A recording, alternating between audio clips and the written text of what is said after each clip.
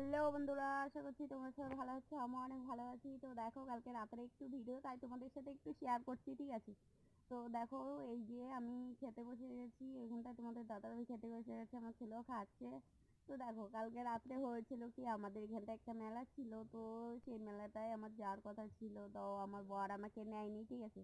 তার জন্য আমি রাগ করেছিলাম, ঠিক আছে? এখন দেখো, আমি ছেলে রান্না করলে অনেক কিছু রান্না করতে পারে, কিন্তু সবসময় ছেলেরা তো তা পারে না। দেখো, আমার বর এখন কি করবে, ঠিক আছে? আমি রাগ করেছিলাম, আমি বলেছিলাম রান্না বান্না আমি করতে পারবো না। তাই আমার বর নিজে হাতে এই যে লুচি তৈরি করেছে আর ডাল রান্না করেছে, ঠিক আছে? তারপরে এই যে আমরা খাওয়া দাওয়া করছি, ঠিক আছে? দেখো কত সুন্দর হয়েছে, মানে কি বলবো, তোমরা তো ডালের কালার দেখে বুঝতেই পেরেছো, আর লুচিগুলো তো দেখে বুঝতেই পেরেছো যে কতটা সুন্দর হয়েছে।